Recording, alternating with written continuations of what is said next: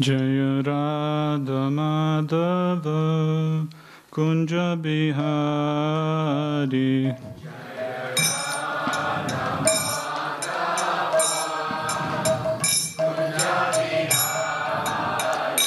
Jaya Radha Madhava Kunja Bihari.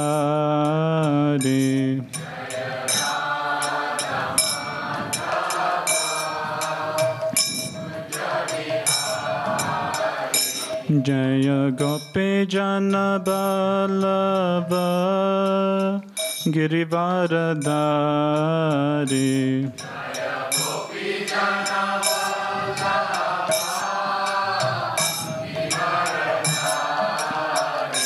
Jaya Gopi Jana Vallabha Girivaradhari.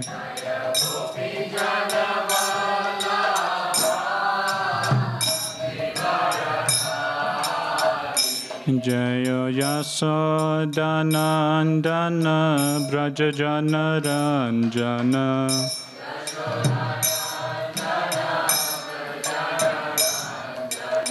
Yasodhanandana Brajajana Ranjana.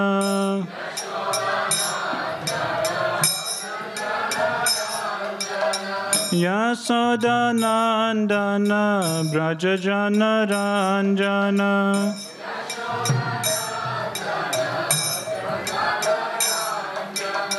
Yamunatira Vanachari.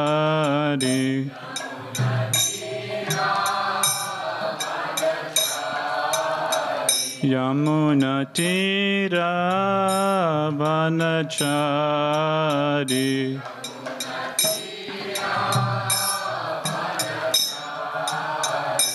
Jaya Radha Madhava Kunja Bihari.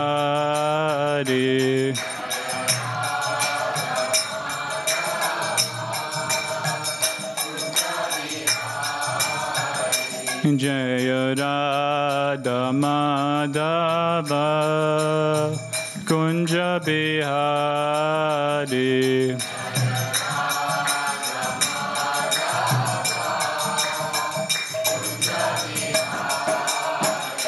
Jaya Gopi Jana Vallabha Girivaradhari.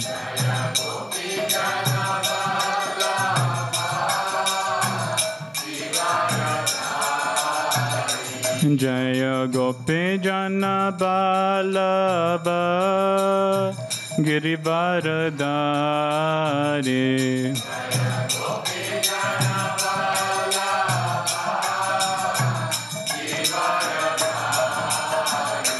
Jaya Yasodhanandana Brajajana Ranjana.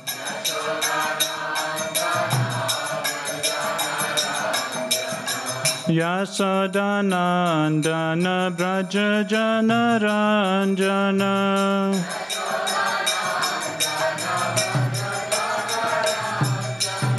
Yasodhanandana Brajajana Ranjana.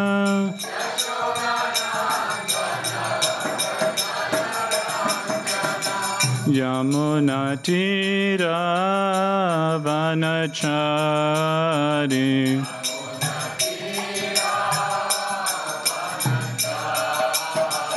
Yamunatira Vanachari.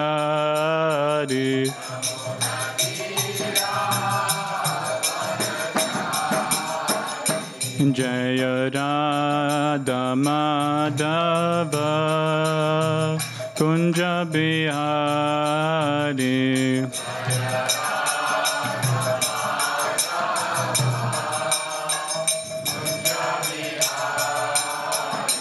Jaya Radha Madhava Kunja Bihari.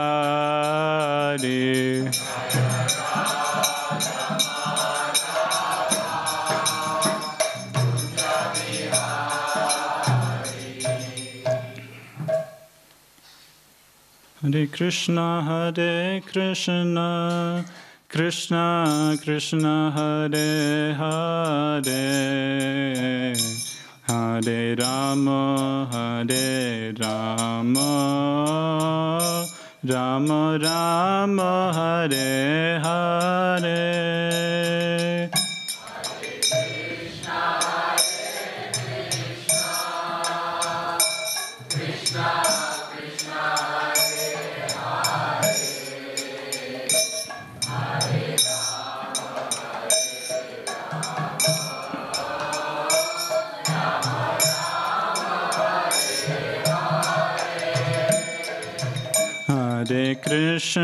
Hare Krishna, Krishna Krishna, Hare Hare, Hare Rama, Rama Rama, Hare Hare.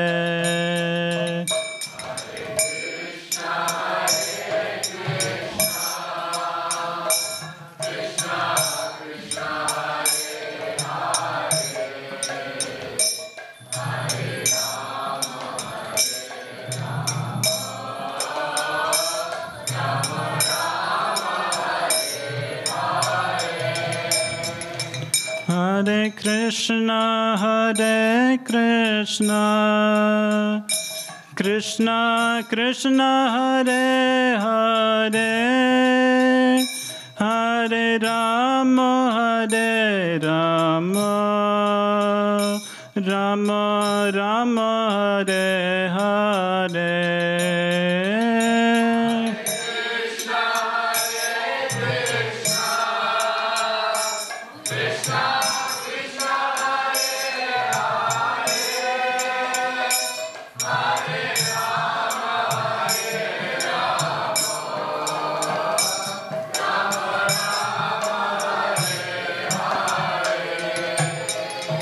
Hare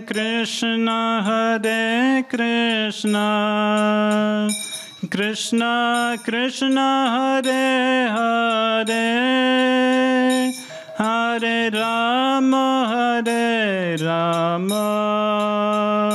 Rama Rama, Hare Hare.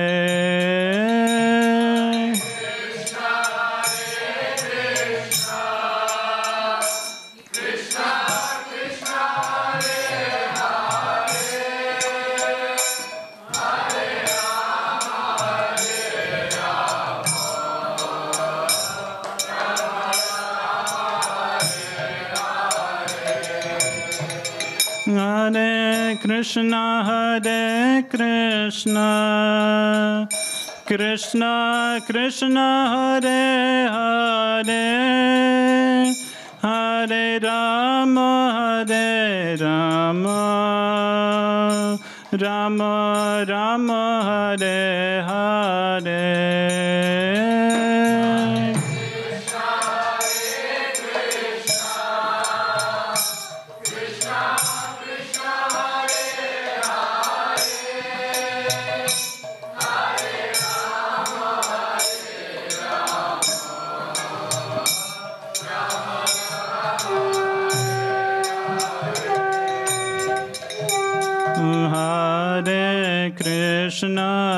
Hare Krishna, Krishna Krishna, Hare Hare, Hare Rama, Rama Rama, Hare Hare.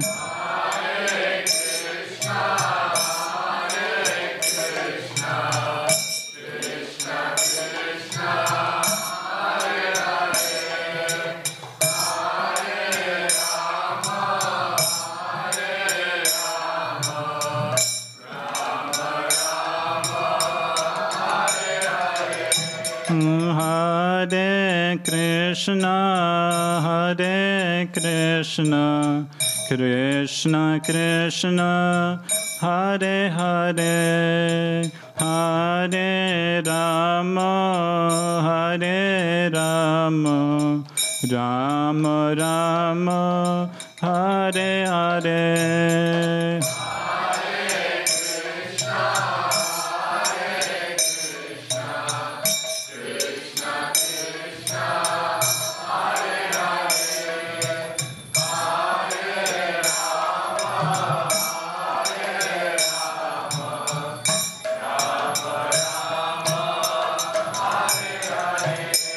Hare Krishna, Hare Krishna, Krishna Krishna, Hare Hare, Hare Rama, Hare Rama, Rama Rama, Hare Hare.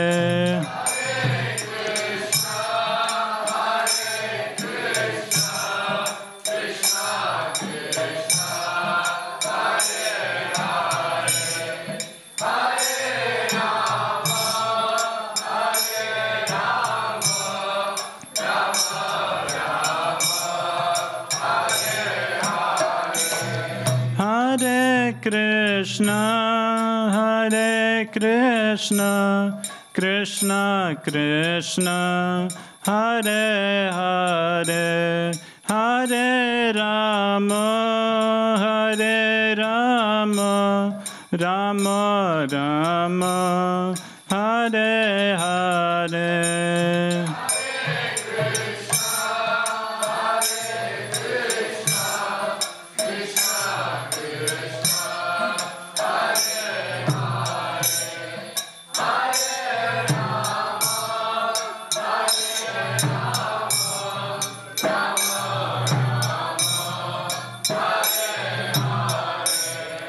Hare Krishna, Hare Krishna, Krishna Krishna, Hare Hare, Hare Rama, Hare Rama, Rama Rama, Hare Hare.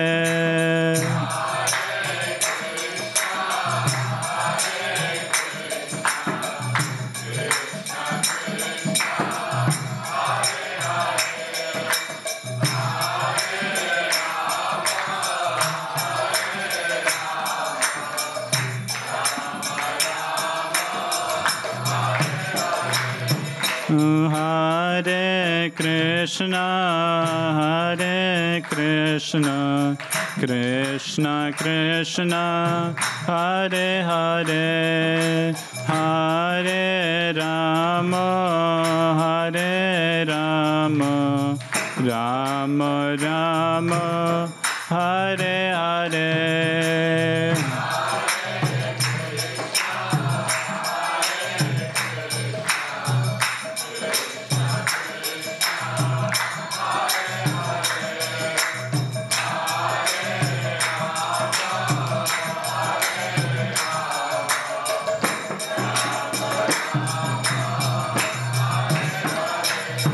Hare Krishna, Hare Krishna, Krishna Krishna, Hare Hare, Hare Rama, Hare Rama, Rama Rama, Hare Hare.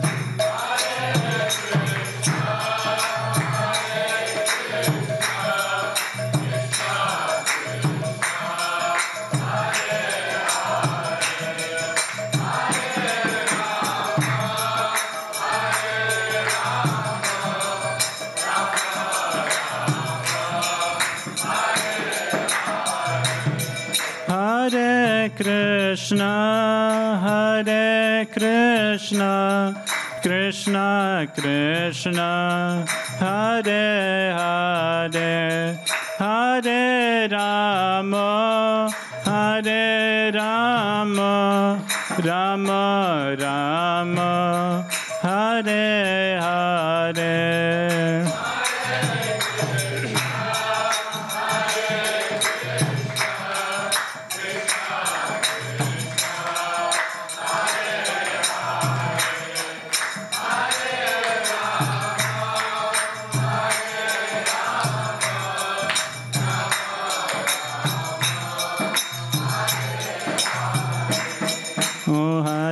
Krishna, Krishna Krishna, Hare Hare, Hare Ram, Ram Ram, Hare Hare.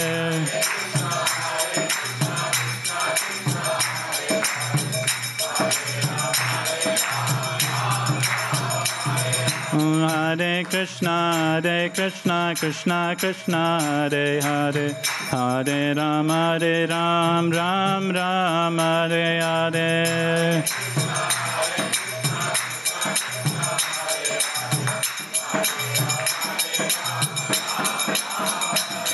Oh, Hare Krishna, Krishna Krishna, Hare Hare, Hare Ram, Ram Ram, Hare Hare.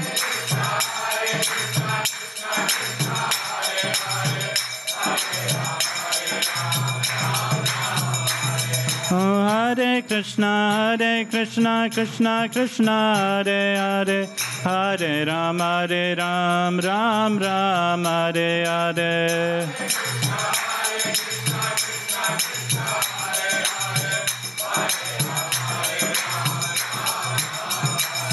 Oh, Hare Krishna, Krishna Krishna, Hare Hare, Hare Ram, Ram Ram, Hare Hare.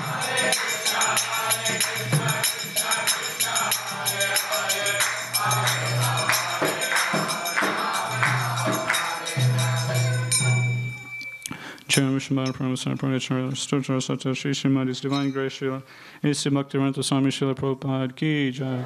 ISKCON Founder Acharya, Beauty Founder Acharya, Jaguru Srila Prabhupada Ki Jai. Jai Srimad Bhagavatam, Stotra Sata Sri Srimad, His Divine Grace Srila Bhakti Siddhanta Saraswati Maharaj Goswami Srila Prabhupada Ki Jai. Antakoti Vaishnav Vrinda Ki Jai. Namacharya Srila Haridas Thakur Ki Jai.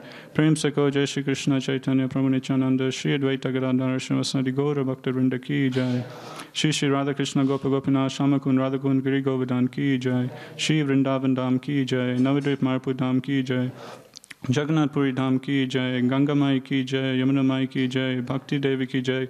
Tulsi Marni Ki Jai. Samaveta Gaura Bhakta Vrinda Ki Jai. Nitya Gaur Pramanande. All glories to Summa devotees. All glories to Summa devotees. All glories to Summa devotees. All glories to Shri Shri Guru and Gauranga. All glories to Srila Prabhupada. Srila Prabhupada Ki Jai.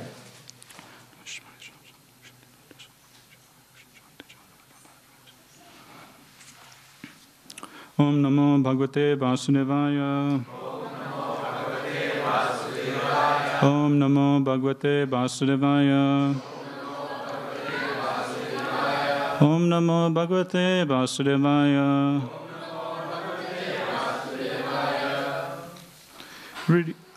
Reading from Srimad Bhagvatam, Canto 1, Chapter 3, titled Krishna is the Source of All Incarnations. Text 44. Tarta kirta yato vipra. Tatra kirta yato vipra. Viparsir bhurite jasaha. Viprasir bhurite jasaha. Aham chajya gamam tatra. Aham chajya gamam tatra. Nivistastad anugrahat. Nivistastad anugrahat. Soham va shravayishyami. Soham va shravayishyami. Yata ditam yata mati. Yata ditam yata mati. Tatra kirta yato vipra. Viparsir bhurite jasaha. Aham chajya gamam yat tatra. Nivistastad anugrahat. Soham va savayishyami. Yata ditam yata mati. Tatra kirta yato vipra. Viparse burite jasaha. Aham chaja gamam tatra. Nivistastad anugrahat. Soham vashavayishyami. Yata ditam yata mati.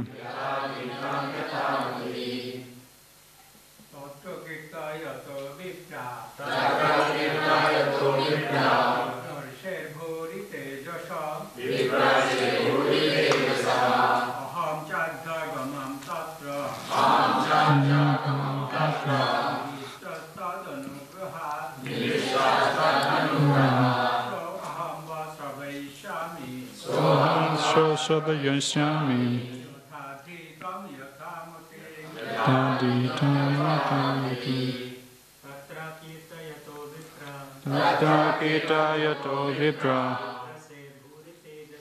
Viprase Burite Jasaha Aham Chadya Gamam Tatra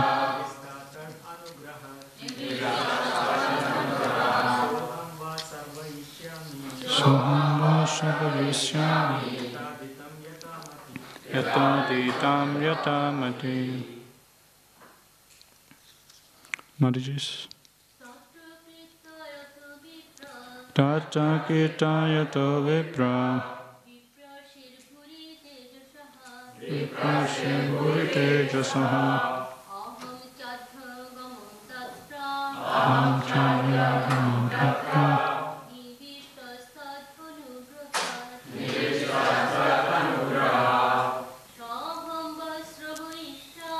Soham Vashavayishyami Yata Ditam Yata Mati. Tatra Kitayato Vipra Viprase Burite Jasaha Aham Chadya Gamam Tatra Nivistastad anugraha Soham Vashavayishyami Yata Ditam Yata Mati. Word for word translation. Tatra, there. Kirtayataha, while reciting. Vipraha, O Brahmanas. Vipra Rishi, from the great Brahmana Rishi. Bhuri, greatly. Tejasaha, powerful. Aham, I. Cha, also. Ajyagamam, could understand. Tatra, in that meeting. Nivistaha, being perfectly attentive. Tat anugrahat, by his mercy. Sa, that very thing. Aham, I. Va, unto you. Shravayishyami, shall let you hear. Yata aditam, yata mati, as far as my realization. Translation and purport by His Divine Grace, Srila A.C. Bhaktivedanta Swami Srila Prabhupada Ki Jai. Translation. O learned Brahmanas, when Sukadeva Goswami recited Bhagavatam, there in the presence of Emperor Parikshit, I heard him with rapt attention, and thus by his mercy I learned the Bhagavatam from that great and powerful sage. Now I shall try to make you hear the very same thing as I learned it from him, and as I have realized it. Purport. One can certainly see directly the presence of Lord Krishna in the pages of Bhagavatam, if one has heard it from a self-realized great soul like Sukadeva Goswami. One cannot, however, learn Bhagavatam from a bogus, hired reciter whose aim of life is to earn some money out of such recitation and employ the earning in sex indulgence. No one can learn Srimad Bhagavatam who is associated with persons engaged in sex life. That is the secret of learning Bhagavatam. Nor can one learn Bhagavatam from one who interprets the text by his mundane scholarship. One has to learn Bhagavatam from the representative of Sukadeva Goswami, and no one else, if one at all wants to see Lord Krishna in the pages. That is the process, and there is no alternative. Sutta Goswami is a bona fide representative of Sukadeva Goswami, because he wants to present the message which he received from the great learned Brahmana. Sukadeva Goswami presented Bhagavatam as he heard it from his great father, and so also Sutta Goswami is presenting Bhagavatam as he heard it from Sukadeva Goswami. Simple hearing is not all. One must realize the text with proper attention. The word nivista means that Sutta Goswami drank the juice of Bhagavatam through his ears. That is the real process of receiving Bhagavatam. One should hear with rapt attention from the real person. And then he can at once realize the presence of Lord Krishna in every page. The secret of knowing Bhagavatam is mentioned here. No one can give rapt attention who is not pure in mind. No one can be pure in mind who is not pure in action. No one can be pure in action who is not pure in eating, sleeping, fearing, and mating. But somehow or other, if someone hears with rapt attention from the right person, at the very beginning one can assuredly see Lord Krishna in person in the pages of Srimad Bhagavatam. Thus end the Bhaktivedanta purports of the first canto, third chapter of the Srimad Bhagavatam, entitled Krishna is the source of all incarnations.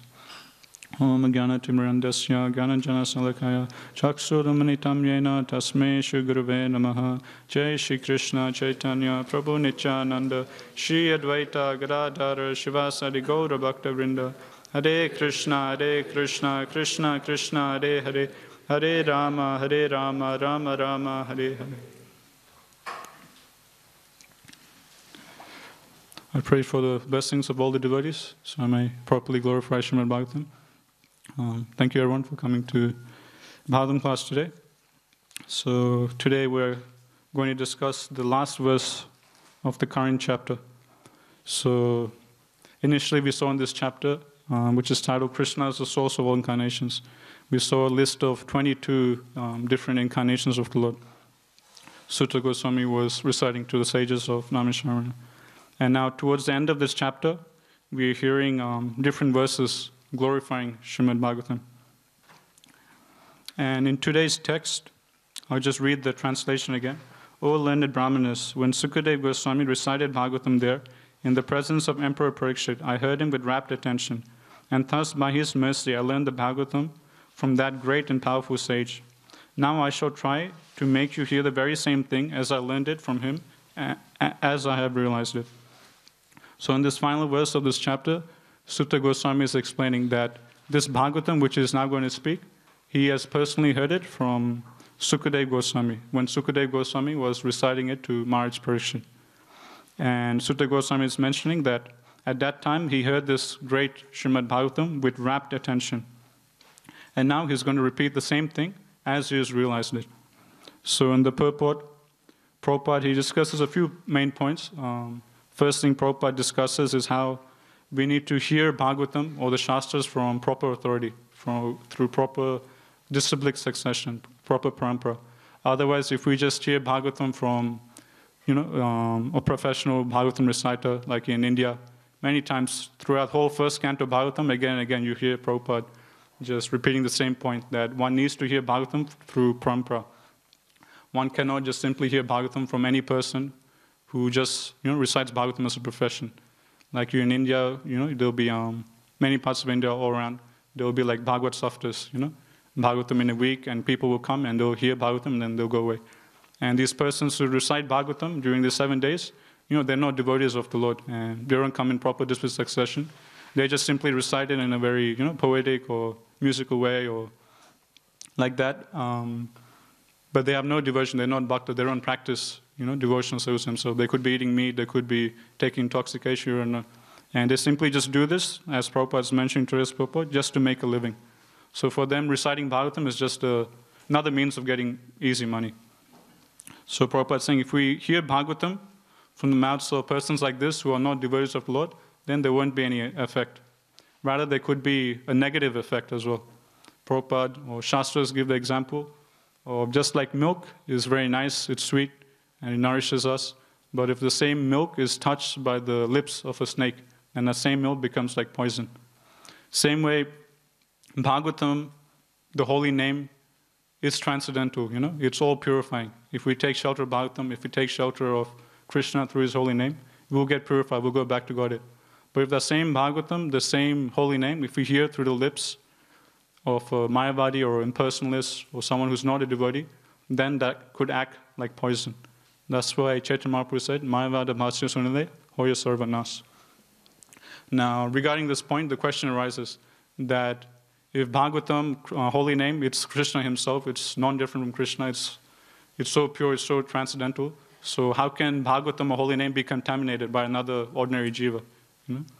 So, in answer to this question, it's mentioned that Krishna can choose. Krishna is supremely independent, so he can choose to manifest himself through his holy name. He can choose to manifest himself through Bhagavatam, and he can also choose to not manifest himself through the holy name. And he can also choose to not manifest himself through Bhagavatam. So yes, these Mayavadis who are chanting, singing Hare Krishna or reciting Bhagavatam, reciting the holy name, they are doing it externally, but Krishna can choose not to be present in their holy name. Krishna can choose not to be present in Bhagavatam. And that's why the effect, it happens like poison. But if we hear Bhagavatam, if we hear the holy name from the mouths of pure devotees of the Lord, from those who are actually devotees, from those who are actually bhaktas, then the desired effect will be there. Like we hear second chapter of this canto, Srinvata Svatakata Krishna Punya Shravana Kirtana Hridayanti Stoya Abhadrani Vidunati Shruyasutam Nasta Prayasya Abhadresha Nityam Bhagavata Sevaya Bhagavati Uttama Sloke Bhakti Bhagavati Naishtiki.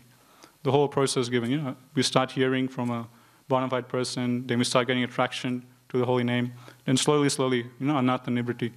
All the anathas in the heart, they go away. Then slowly we develop attraction, rati towards Krishna. And then after rati, we get attachment to Krishna. Then slowly bhava, then prema comes later on. So this all happens if we follow the proper process, which is to hear transcendental sound vibration from proper Guru Parampara, not just from any person who's just doing it for his living. And the second point Prabhupada is mentioning, like we hear in the translation, Sutta Goswami is explaining how when Sukadeva Goswami was reciting this to Maharaj Parikshit, Sutta Goswami, he heard with rapt attention. So a major part of his purport, Prabhupada highlights this point of hearing with rapt attention. So rapt attention means you're totally absorbed in just hearing. Your mind is not going anywhere, you're just absorbed in hearing. One time, someone asked His Holiness Radhanath Swami Maharaj, if you can you please describe Krishna consciousness in one word? And Radhanath Maharaj, the word he used to describe Krishna consciousness was absorption. Okay? So the whole point, like we hear the famous sloka that Smartavya Satatam Vishnu Vismartavya Nanjatuchet Sarva Vidya Nishedashur Etroyor Eva Kinkara. That all the rules and regulations of all the Shastras, they all boil down to just two main rules, which is to always remember Krishna and to never forget Krishna. So all the other injunctions and all the Vedas, Shastras, they're all simply there to support these two things. So these are the main two things that the Shastras recommend, to always remember Krishna and to never forget Krishna. And we can only always remember Krishna and never forget if we're completely absorbed in Him. So that's the basic principle of Krishna consciousness, to always be completely absorbed in thoughts of Krishna and to never forget Him. So, and that's the qualification Sutta Goswami is stating in this translation, that I was able to hear with rapt attention, with totally absorbed in Bhagavad Gita.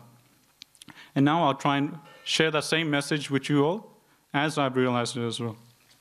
And so Prabhupada, in the Prabhupada is highlighting how we should hear Bhagavatam. We should drink the nectar of Bhagavatam through our ears with rapt attention. And Prabhupada is saying, simply hearing is not all.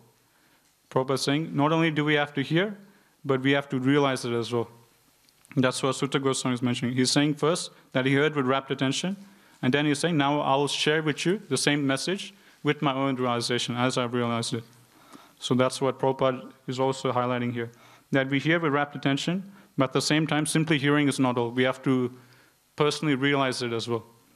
So in Vedic culture, when someone, like we hear in the Shastra that one must hear this, along with hearing comes realizing it. These two things, they go together actually. So like in modern civilization, hearing is one thing and realizing is another thing. But in Vedic civilization, if you hear something, then you act on it. There's no concept of simply having some knowledge there theoretically in your mind. If you have some knowledge from the Shastra, you have to act on it. If you don't, then there's no use of that knowledge. That's why great personalities like Ravana, they were actually Brahmanas. They were born in Brahmana families, and they had studied all the Shastras. They had studied Bhagavad Gita, Bhagavatam, all the Puranas, Upanishads. So they have this knowledge. But their problem was they didn't realize the knowledge. They didn't act on that knowledge. Because they didn't act on that knowledge, that's why they're considered as demons. So one can know all the Shastras, know a lot of verses, know the philosophy, but if he doesn't realize that philosophy, if he doesn't act on that philosophy and practically apply it in his own life, then his knowledge is considered as like zero. There's no value to that knowledge. Unless you base your life on the teachings of the Shastras, unless you make some practical changes in your life, then what is the use of knowledge? It's just theoretical. And that's why Bhagavatam classifies all these personalities like Ravana, Hiranyakashipu. They were born in Brahmana families, they knew all the Shastras, but they considered as demons because they didn't act on the knowledge. So in Vedic civilization, whenever there's jnana, along with jnana comes vijnana. These two things go hand in hand. If we get some knowledge, we have to act on it. That's our responsibility, to make endeavor to apply whatever we're learning in the Shastras. So mainly in these last few texts of this chapter, we're just hearing the glories of Srimad Bhagavatam. Like in yesterday's verse, we heard this famous verse of Bhagavatam, Krishna Sodama Pagate Dharma Jnana Dibisa Kalo Nasta Drasamesa Puranako Dunodata. That after Krishna, he left this planet, at the end of Dwapara Yuga. Religion has now gone to Srimad Bhagavatam. And this Bhagavatam has risen just like the brilliant sun. And those who have lost their vision due to the dense darkness of ignorance in Kali Yuga, they'll get light from this transcendental book, Srimad Bhagavatam. So in Kali Yuga, it's mentioned, it's just complete darkness everywhere. So you should just imagine, it's like pitch black, we're in a room, and if it's black, you can't see anything, you can't even see yourself, you don't realize who you are. Everything's just black.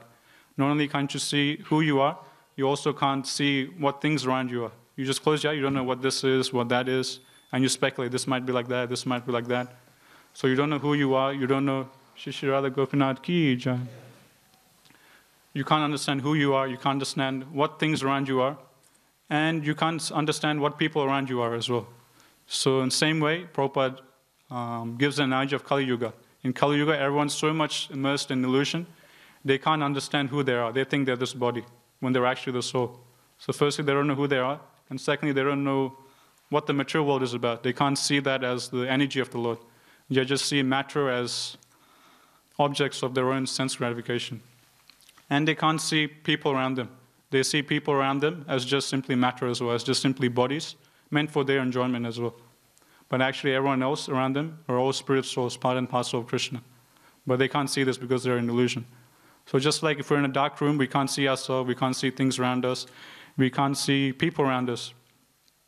But if someone suddenly switches on the light, then suddenly we can see ourselves. We can properly perceive different objects in the room. And we can properly see each and every person in the room. So in the same way, this is the effect of Srimad Bhagavatam.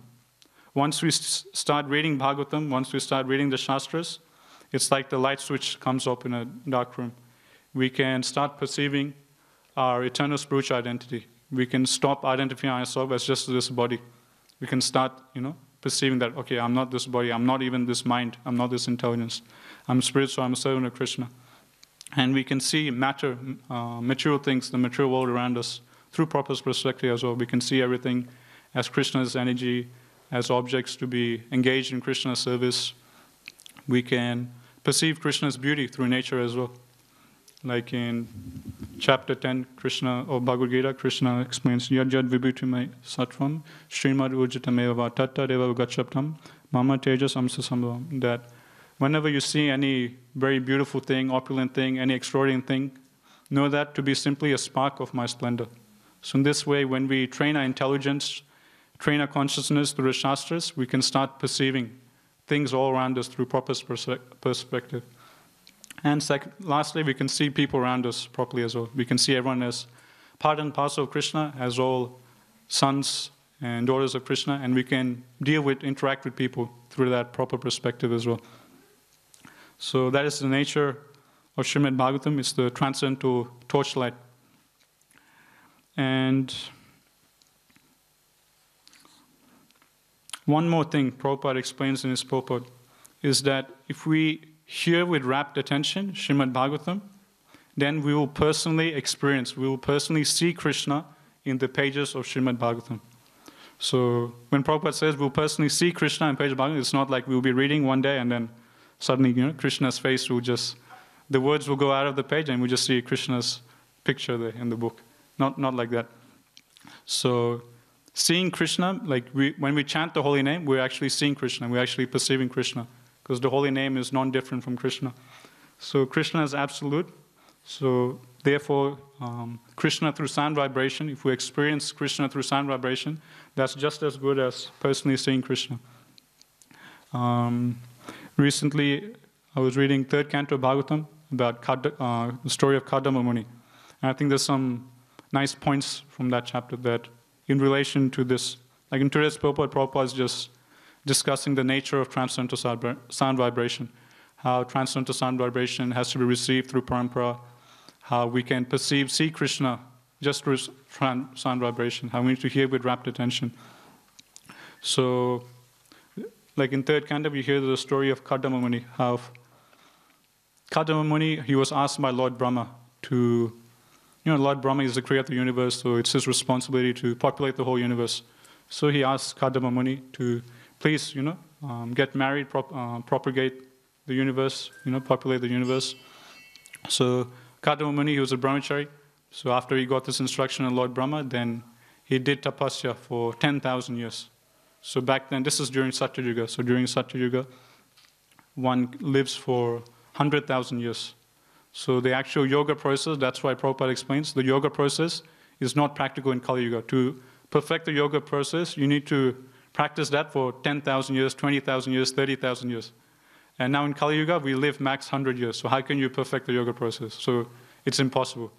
But in those days, when they lived for 100,000 years, okay, then it's possible for them to perfect it. So Kadama Muni, he did tapasya for 10,000 years. And then finally Vishnu himself, he comes. And he comes riding on Garuda.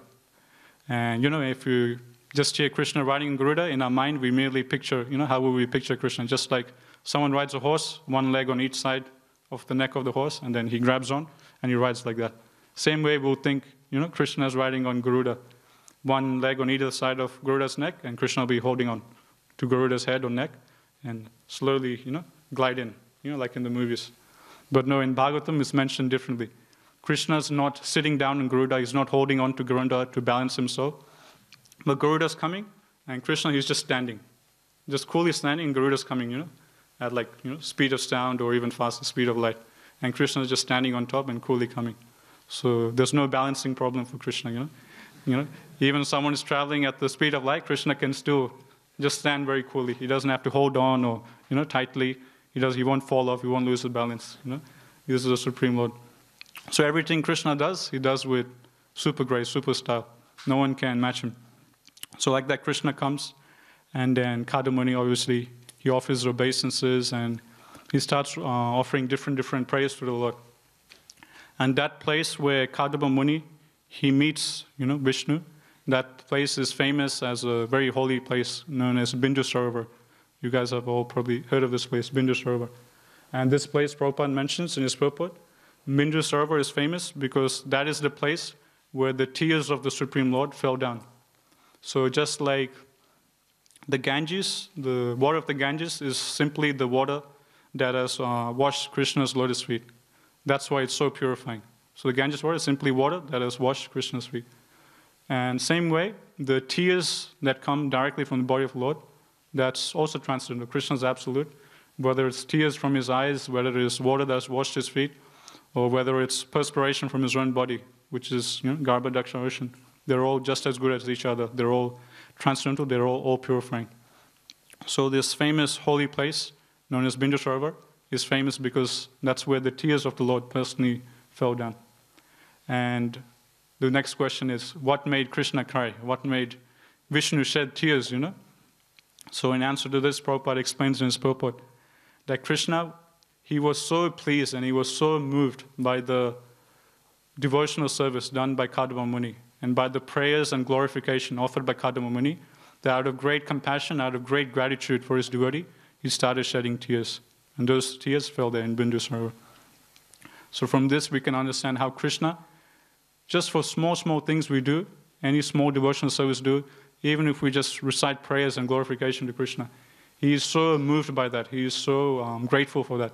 So much so that he personally starts crying out of deep affection for his devotee, out of deep gratitude. Just like, someone like your son or your daughter or a friend of yours or some relative, they do something, very nice for you, like on your birthday or some special occasion. And if it was like a really great thing, you'll be like so moved, you feel like crying. Wow, this devotee, this person, he took so much austerity, so much trouble just to do this for me. And then you feel like crying, you'll be choked up with emotion, how you feel so much gratitude and emotion for that person. Shri Shri Radha Gopinath ki jai. So in the same way, Shri Shri Radha Gopinath, whenever we do any little devotional service for them, or even if we just simply come in front of them and just recite prayers, then they're eternally grateful for that. And they're so moved by that, they'll feel like crying actually, out of great gratitude. So that's what happened. And Prabhupada explains his purport that as Kadamba Muni was reciting prayers, glorifying Krishna or Vishnu, he was feeling so much pleased and satisfied just by hearing these words of glorification. So we should always understand that no matter what service we're doing, even small things, just coming in front of the deities and just offering prayers, Krishna notices every single thing we do for him. And he's eternally grateful for that. So, like this Kadamba Muni, he offers different prayers, and then Vishnu asks, what would you like? Please ask any benediction for me. And then Kadamba Muni, he explains that, like Brahma has asked me to propagate the universe or populate the universe, so I'm looking for a suitable wife of similar nature. And then Vishnu, he replies back that, don't worry, I already know, as a super soul in your heart, I already know with what desire you're doing your penance, so I've already arranged for a proper wife for you, don't worry. So Prabhupada in his purport explains that Krishna's there in the heart as super soul. He knows what desires are in the heart, and he'll fulfill all of that. You don't have to worry. But if there's something that is not good, favorable for our devotion service, then Krishna won't fulfill it.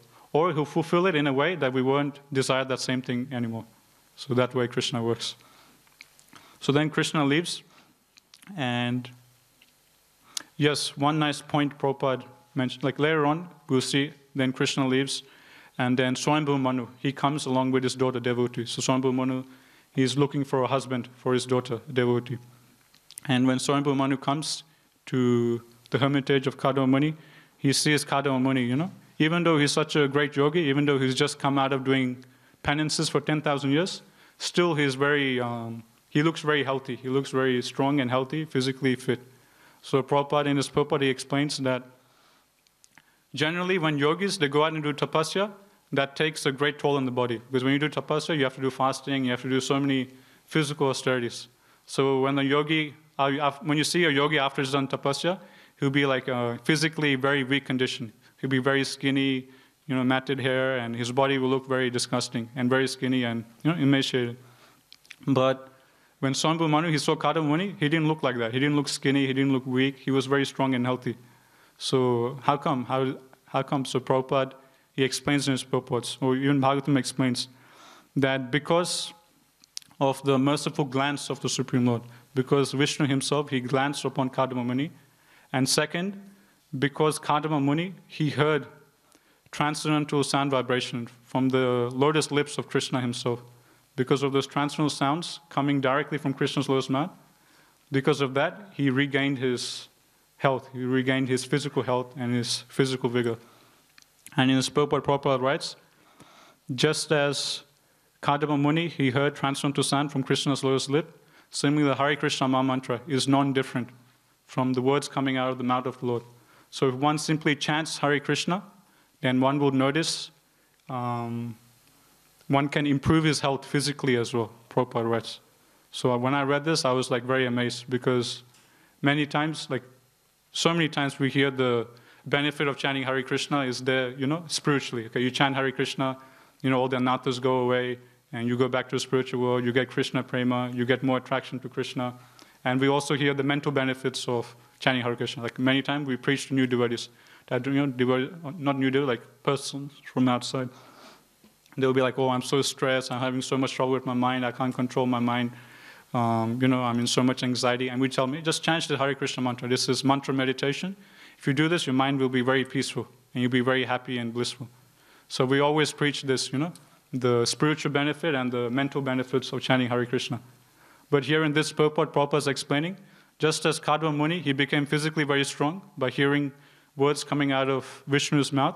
Same way, if we just chant Hare Krishna, we'll notice that physically we'll be very strong and healthy as well. So chanting Hare Krishna takes care of everything. Physically we'll be healthy, mentally we'll be peaceful, happy, and also spiritually, we'll go back home, back to Godhead. So next time we get a headache or a cold or a fever, we can try chanting some japa, instead of just lying in bed, taking Panadol or, just sleeping. Next time we can try Prabhupada's remedy. Just chant Hare Krishna, chant some extra rounds, chant some japa, and we'll see, it'll actually help. Like sometimes, wake up in the morning, it's like so cold, and you're going to take a shower, it's like freezing. Whenever, these moments come when we're going through some physical austerity, if you just try chanting Hare Krishna, you'll notice that the body being so overly bodily conscious, or it's so cold, or it's so painful, this and that, slowly the bodily consciousness will go away when we just chant Hare Krishna. So this is the potency of the holy name. Potency of transcendental sound vibration, not only spiritually, mentally, but also physically. It can help keep one very fit and healthy. And Prabhupada backs it up by saying that one can see everyone in our movement, initially when they joined and after they joined. After practicing a few months, you can immediately see that all these devotees, they look so much more healthy, full of vigor, and one can immediately notice a strong luster coming from their faces. So like that, Prabhupada explains. So anyway, Swambhu Muni who comes and he greets Kadma Muni and he offers his daughter, Devahuti, and Swambhu Muni, he tells Kadma Muni that my daughter, ever since my daughter heard about you from Narada Muni, she has given her heart to you and she wants to marry you, like that Swambhu Muni says. So in his purport, Prabhupada explains that actually Devahuti, she has never seen Kadma Muni, she's never seen a picture of him, she has never physically perceived Kadma Muni. But the only experience she has of Kadma Muni is through Narad Muni. So Narad Muni, he once came and he was describing the glories, the character, the physical beauty of Kadma Muni. And simply by hearing from Narada Muni, Devahuti immediately decided to give her heart to this personality, Kadma Muni. So in this purport, Prabhupada highlights this and he says that hearing from an authority is a much better experience than by directly perceiving something through our own senses. So I'll repeat this again. Hearing from an authority is a much better experience than by directly perceiving something through our own senses. So we can meditate on this point. Same thing we see in Krishna book with Rukmini. Rukmini, she's never seen Krishna as well. But she simply hears the glories of Krishna from different devotees. And simply by hearing the glories of Krishna and his character, Rukmini, the same way, she decides to give her life to Krishna. And then she writes the letter to Krishna, please come and marry me. So the same thing is highlighted there, of how we, much better experience is to hear from authority than to directly perceive something through our senses. And we can meditate, why is it that? Because our senses are imperfect. So we can be perceiving something externally, and we might think it's very good, but that something could end up to be something completely different. Because our senses are imperfect, because we have a tendency to be illusioned, what we're seeing could be something different, Externally, we might look at something and think, oh, it's very nice, but that something could be something completely opposite. But if we hear from authority, like if we hear from Guru, and who's the Guru? Guru is just repeating whatever he's heard from his Guru. And his Guru is just repeating whatever he's heard from his Guru. And like that, it just goes back to Krishna or the Shastras. And both the Shastras and Krishna, they're all Purusharya, they're superhuman, they're infallible, Achyuta. So whatever the Shastras say, whatever the Krishna says is absolute. There cannot be any mistake in what the Shastras or Krishna says. So therefore, the Shastras, they recommend that the best process of experience is simply by hearing through authority. Because then we can be certain, we can be for sure that, okay, the authority is saying like this, Narad Muni is saying like this, the Shastra is saying like this, Krishna is saying like this, it must be like this. It can't be like anything else. But through our own sense, if we perceive something, it could be something different. Because how much can we actually see through our own imperfect senses? Like recently I was hearing one example in a class, like an analogy for Maya. So Maya means that which is not. Maya is illusion, right? So this devotee, he was explaining how in India you have this juice packet. It's called fruity. So those of you from India, you must have seen these fruity packs. And it's very popular. It tastes very nice. And it's supposed to be mango juice. So everyone thinks, it's very nice, tasty mango juice, and everyone buys in summer nice cold fruity and they drink. But this devotee was mentioning how if you actually read the packet, in the packet is mentioned that there is zero fruit juice in fruity. So at least in Australia, in some fruit packets, you'll write 30% fruit juice, 10% fruit juice, 20% fruit juice. But in this very popular fruity drink, everyone thinks it's nice nectarine mango juice, fresh mango pulp. But in the packet, somewhere in small letters or something, it's written, there's not even 1 single % of fruit juice in this. So what's in there then if it's not mango juice? So this devotee was explaining how there's actually one devotee who works in the fruity company, the factory. So he knows all their secrets. So what they do, rice. So if you wash rice, the starch from the rice will come out. And the starch that comes out of the water is like a thick, like a gloomy kind of color kind of thing. And it'll be a little thick. So they get that starch from the rice, and then they just add their flavors and colorings, and then that's what fruity juice is. Simply rice starch mixed with some colors and flavorings. And the reason they get rice starch, because the consistency of rice starch is a similar consistency of actual mango juice. So like that, they package it and give it nice mango juice. So in the same way, this devotee is explaining, this is how Maya works. Externally, if we perceive something through our senses, Maya will make it look very beautiful, attractive. They look at this nice opportunity for sense gratification. This is a nice sense object for you, you can nicely enjoy.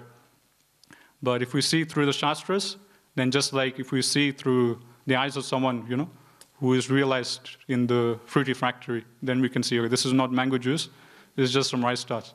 Same way, if we see through Shastras, like Bhagavatam, like I was saying, the light goes on in the room, then we can perceive things through proper perspective. Yes, this looks, Maya is making it look attractive, but this beauty of this object is simply an illusion. It's not real. And the pleasure which I'll get from this is simply temporary. Like that, we can train our intelligence. And basic book is obviously Bhagavad Gita. We can start with Bhagavad Gita, and then next comes Bhagavatam. So in this way, we can understand that mature civilization, it trains us to just directly perceive something through our senses. If we can't directly perceive something, then you shouldn't accept it, But Vedic culture is completely different. According to Vedic culture, we see through our ears. And Prabhupada explains that the favor of the spiritual master is not received through any other limb of the body, but through the ears. So, and again, we hear the same emphasis of hearing, that a saintly person, he should not be perceived through how he looks, he should be perceived with through the ears. So how a saintly person speaks, through that we should judge. So one more example I think of for rapt attention, like Prabhupada is saying we should hear with rapt attention. So one very nice chapter of Krishna book where we can see this is in the chapter where Krishna, he starts to play on his flute. So when Krishna plays on his flute in Vrindavan, it's given in Krishna book, how everyone, all the different living entities in Vrindavan, they'll just stop whatever they're doing. So the cows, they'll be grazing, and they'll be, if you go to New Gokul farm, you see the cows 24 hours, or like during the whole daytime, whenever you see them, they'll always be chewing on grass, non-stop. They'll never get tired of chewing. Again and again, they'll just keep on chewing grass. So cows in Vrindavan, they'll be chewing grass or grazing, and then suddenly Krishna will blow his flute. And when Krishna, he blows his flute, then immediately they'll just stand still, as if frozen. You know how in movies sometimes someone gets some superpower to just stop time, they press some button, and then everything's just frozen. And the hero, he just walks all around the city, and everyone's just frozen like this, and he just walks and plays around. So in the same way, that's what happens in Vrindavan. Krishna, he blows his flute, everything in Vrindavan just freezes. All the movable things, they become immovable, and all the immovable things, they start to move. So trees, which are actually stationary, they don't move, they start shivering in ecstasy. And all movable things like Yamuna, the cows, the birds, they just freeze. Yamuna will be flying, then she will just freeze. The birds, they'll be flying in the sky, they'll just stop, land on a tree, and they'll just simply hear. The cows, they'll be grazing, they'll be chewing, and they'll just stop. They'll just stand still, and as mentioned, their ears will go up like that. And they will, with rapt attention, they will start hearing the transcendental sound vibration from Krishna's flute. And in Chaitanya Charitamrita, Prabhupada writes that the sound from Krishna's flute is non-different from the Hare Krishna Maha Mantra. So the same sound that the Vrajvasis hear from Krishna's flute, the same sound we also hear every day. The Hare Krishna Maha Mantra, Prabhupada writes, is non-different from the sound from Krishna's flute. So remembering this, I was reading this chapter, just like these Vrajvasis, same way I should, chant japa. So it's like a nice meditation to have, when we chant japa, we can remember this chapter, how these different living entities in Vrindavan, all these great devotees, how they were hearing Krishna's flute. And so that's what the cows, they'll be chewing grass, then they'll just stop, and their ears will go up, they'll hear. And the calves, they'll be sucking milk from their mother, and just in the middle of sucking milk, they'll just stop, and they'll also hear. The birds, they'll be flying, then they'll just come land on a tree, and they'll also hear. The trees, like I was saying, the immovable things, they'll start moving. The trees, they'll start shaking in ecstasy, shivering in ecstasy, they'll also hear. And they'll start oozing out honey. Some trees, not honey, what's it called? Like tree sap. Yeah, tree sap. So the trees will start giving out tree sap in ecstasy. Like that, we see transcendental symptoms all around Vrindavan, how everyone is hearing with such rapt attention. And in Chaitanya Charitamrita, there's another nice example given about the gopis. When the gopis, they would hear the flute of Krishna, they would make their ears just like the nest of a bird. So the nest of a bird is like the bird's shelter, it's like the bird's home. So the bird will fly away from the nest and go traveling all around, and in the end, it will come back to the nest. That's his home, that's his shelter. So in Chaitanya Charitamrita, it's explained that the ears of the gopis, they were just like bird nests. And the sound of Krishna's flute was just like birds. And the birds, they would just come and enter into the ears and just rest there and go directly into the heart. So in the same way, we can meditate on this when we chant japa. Prabhupada is saying we should just simply chant the Hare Krishna mantra loud enough for ourselves to hear. So it's very important to chant clearly. Prabhupada writes in Chaitanya Charitamrita, 2 things Prabhupada writes for chanting. One is we should chant clearly each and every syllable, and we should chant audibly to hear ourselves. So we can't just mentally chant, or we can't chant so softly we can't even hear our own japa. Prabhupada writes it has to be very clear and distinct. And second thing Prabhupada writes is that we should be able to hear what we're chanting ourselves. So Prabhupada writes the sound should just go from our tongue and just enter our ear. So just as a bird comes and takes shelter of his nest, same way we should let the holy name come out of our tongues and take shelter, in our ears, and then from the ears go into our heart. So Prabhupada's tips for chanting is very simple. You just simply chant and hear, nothing else. Just hear, don't think about anything else. Mind might go here and there, just bring it back and just hear the holy name. So I'll stop here. So today we talked about how transcendental sound vibration has to be heard from this big succession through proper Guru Parampara. Otherwise, just like milk poisoned by a snake, it will become just like poison. Krishna can choose not to be present in the holy name. He can choose not to be present in Bhagavatam. And that's what happens when Mayavadi is impersonally recite. And we are also hearing about hearing with rapt attention. And we were talking about, how just simply by transcendental sound vibration, we can even improve our physical health, what to speak of mental or spiritually. And yeah, I'll stop here. We have a few minutes. If there's any questions or comments anyone has regarding today's class. Okay, I'll stop here. Gantra Srimad Bhagvatam ki jai. Joguru Srila Prabhupada ki jai. Tagore Premanande.